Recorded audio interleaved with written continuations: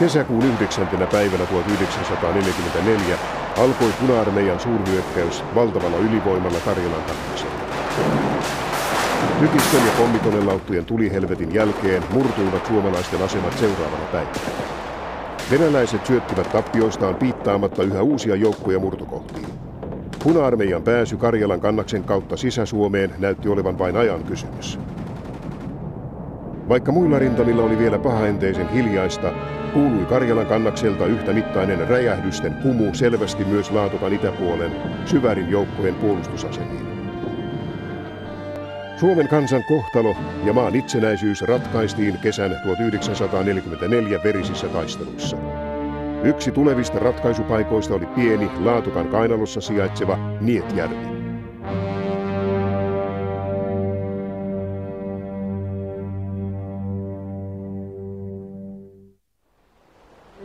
Äänisjärven ja Laatokan välisen Aunuksen kannaksen läpi virtaa mahtava Syväri. Suomalaiset olivat 180 kilometriä leveässä puolustusryhmityksessä Syvärin virtaan tukeutuen. Asemat kulkivat osin myös sen eteläpuolella, koska joen pohjoisrannan alavaa maastoa oli vaikeampi puolustaa. Aunuksen kannas kokonaisuudessaan suosi puolustajaa. Siellä oli paljon soita, lukuisia järviä, lampia ja jokia.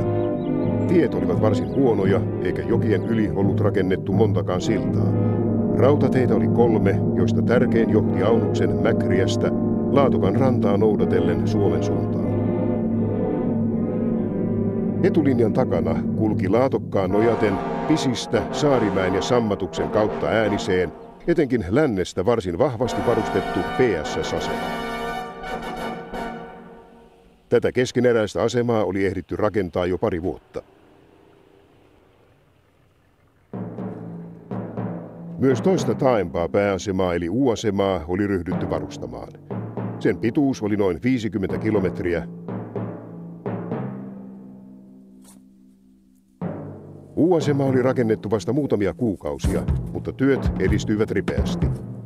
Lähempänä Laatokkaa, jossa maasto suosi hyökkääjän panssarivaunuja, asema oli jo yhtenäinen, mutta sen pohjoisosa oli vasta suunnitteluasteella. Itse Laatokan rantatie oli tällä kohdalla panssareille liian vaikea. Suurhyökkäyksen alettua Karjalan kannaksella toimi suomalaisten joukkojen komentajana Aunuksen kannaksella Mannerheim-ristin ritari kenraaliluutnantti Paavo Talvela. Hänen alaisenaan toimi oletetussa painopistesuunnassa 6. armeijakunnan komentajana myös voimakastahtoinen, hänkin Mannerheim-ristin ritari kenraalimajuri Arne Blick. Venäläisten hyökkäys Karjalan kannaksella eteni pelottavan nopeasti, ja niinpä Aunuksen puolustusta jouduttiin heikentämään lähettämällä lähes puolet joukoista Karjalan kannaksen suurhyökkäystä torjumaan.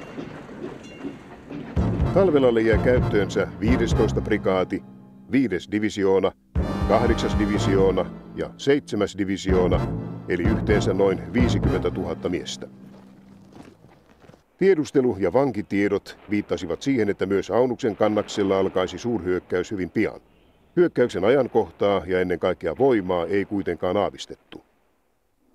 Puolustusalueen suuri syvyys ja maasto antoivat vähäisille suomalaisille joukoille mahdollisuuden tehokkaaseen viivytystaisteluun, eli vihollisen etenemisen hidastamiseen, sille tappioita tuottaen ja omia joukkoja säästäen.